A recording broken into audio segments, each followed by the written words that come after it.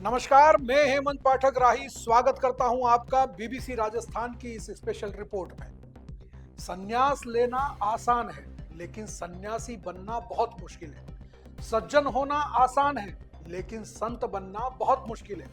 महान बनने में भी मेहनत लगती है, लेकिन महात्मा बनना उससे भी कठिन है। तप करना भी आसान हो सकता है, लेकिन तपस्वी बनना उससे भी कठिन है, क्योंकि संत तो वही बन सकता है जिसने स्व का अंत कर दिया हो, यानी अपने मान अपमान हानि लाभ दुख सुख सबको त्याग करके कठिन से कठिन परिस्थिति में भी ईश्वर में मन लगा लिया हो, वही संत बन सकता है। इन दिनों प्रयागराज में चल रहे महाकुंभ के दौरान ऐसे कई संतों के दर्शन हो रहे हैं जो विभिन्न प्रकार की साधना करके ईश्वर प्राप्ति के मार्ग पर और लोक कल्याण के मार्ग पर चल पड़े हैं। लेकिन ऐसा ही नजारा इन दिनों बांसवाड़ा जिले के सुंदनी गांव में देखने को मिल रहा है, जहां संत अपनी तपस्या में लीन हैं, तो वहीं सैकड़ों लोग उनके इस अद्भुत तप को देखने के लिए उमड़ रहे हैं। बताया जा रहा है कि इस तपस्या के समाप्त होने के बाद इस मठ से संबंधित कई रहस्यों का भी खुलासा होगा। ये पिछली 11 जनवरी से जिस साधना में बैठे हैं वो इतनी कठिन है कि अब तक ऐसी साधना का कोई उदाहरण राजस्थान में नहीं मिलता। इतना ही नहीं, पिछले 25 वर्षों से वे अपना घर भी छोड़ चुके हैं और पिछले 6 माह से तो बिना कुछ भी अन्न ग्रहण किए रह रहे हैं। अन्न का एक दाना भी उन्होंने पिछले 6 माह में नहीं खाया है। केवल रोज सुबह 1 गिलास गाय का दूध पीते हैं और उनके बाद 24 घंटे बिना कुछ भी खाए रहते हैं, केवल पानी पीते हैं। ये पूरा नजारा बांसवाड़ा जिले की गढ़ी पंचायत समिति के अंतर्गत सुंदनी गांव में देखने को मिलेगा।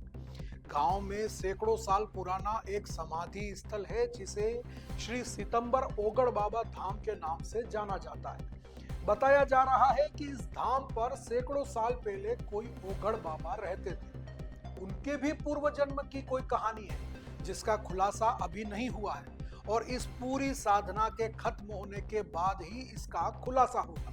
दरअसल सुंदनी गांव के निवासी दिनेश गामोट या कहें कि दिनेश महाराज ने 25 साल पहले अपना घर त्याग दिया और इसी श्री सितंबर ओगड़ बाबा धाम में रहकर साधना करने लगे और एक सामान्य मनुष्य से संन्यास की ओर बढ़ने की प्रक्रिया शुरू हो गई। उन्होंने यहाँ रहकर चारों वेद पुराण धार्मिक ग्रंथों के साथ ही कई किताबों का अध्ययन किया।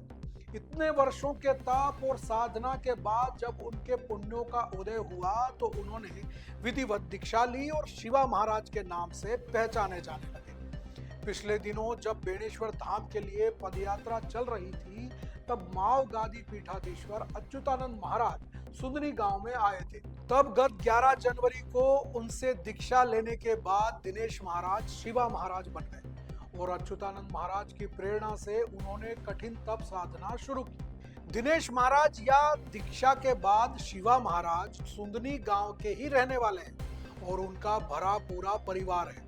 पत्नी के साथ ही उनके 2 बेटे हैं और एक बेटी भी है।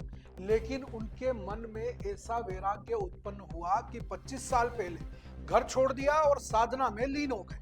अब तो वे अपनी पत्नी को भी माता कहकर पुकारते हैं और लगातार साधना में लीन रहते हैं। जब उनकी समाधि लगती है तो वक्त का भी पता नहीं चलता।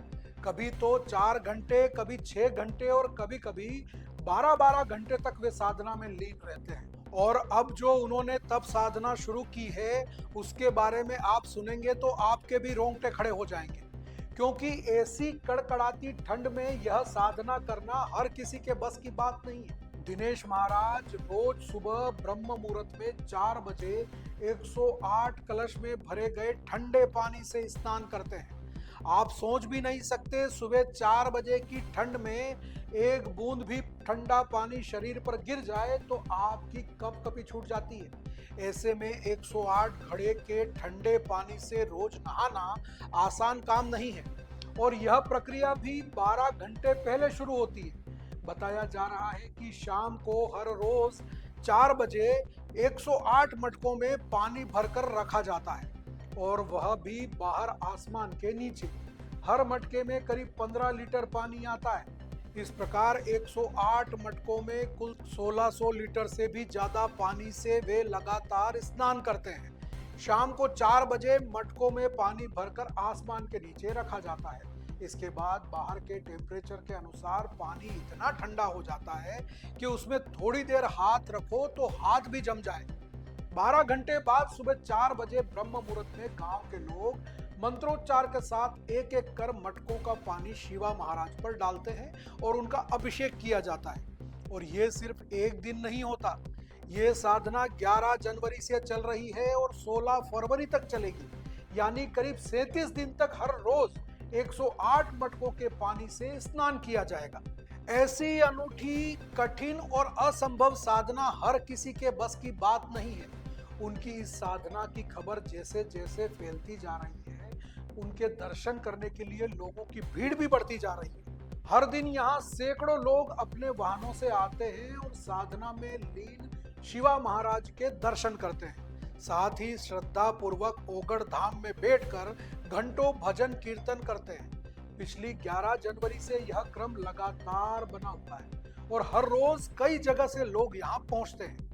इस धाम के बारे में बहुत कम लोग पहले जानते थे, लेकिन शिवा महाराज की तपस्या की चर्चा के कारण अब इस धाम की ख्याति दूर दूर तक फैलने लगी है। गांव के लोग हर दिन श्रद्धा भाव से यहाँ आते हैं और साधना में लीन शिवा महाराज की सेवा में लगे रहते हैं। हर दिन सुबह 4 बजे पूजन और अभिषेक का कार्य भी ग्रामीण ही आपसी सहयोग से करते हैं। इस धाम को लेकर जो रहस्य है वो भी लोगों के लिए चर्चा का विषय बना हुआ है। अब बताया यह जा रहा है कि 16 फरवरी तक चलने वाली इस साधना के पूर्ण होने के बाद माव पीठाधीश्वर अच्युतानंद महाराज यहाँ आएंगे और शिवा महाराज की साधना पूर्ण होने के उपलक्ष्य में आयोजित होने वाले समारोह में इस धाम के रहस्य का खुलासा करेंगे। साथ ही यह भी खुलासा करेंगे कि शिवा महाराज यह तपस्या क्यों कर रहे हैं और इसका आगे जाकर के क्या फायदा होने वाला है। रहस्य जो भी हो, परिणाम जो भी हो, भारत में इस तरह के सन्यासियों और साधुओं की कमी नहीं है जो अपनी तप साधना से ईश्वर को प्राप्त करते हैं। अब इंतजार इस साधना के पूर्ण होने का है। धाम के रहस्य को जानने को लेकर लोगों की उत्सुकता भी लगातार बढ़ती जा रही है। रहस्य उद्घाटन के दौरान बीबीसी राजस्थान की टीम भी वहां मौजूद रहेगी और आपको इस पूरे रहस्य के बारे में विस्तार से बताएंगे। आपको हमारा यह कार्यक्रम कैसा लगा हमें जरूर बताएं। हमारे YouTube चैनल पर जाएं, बीबीसी राजस्थान देखें और वहां पर हमें कमेंट करके आप अपनी राय दे सकते हैं। साथ ही आप अगर इस धाम के बारे में या शिवा महाराज के बारे में कुछ जानते हैं तो हमें बता सकते हैं। और ऐसे ही और कार्यक्रमों को देखने के लिए बने रहें बीबीसी राजस्थान के साथ। धन्यवाद।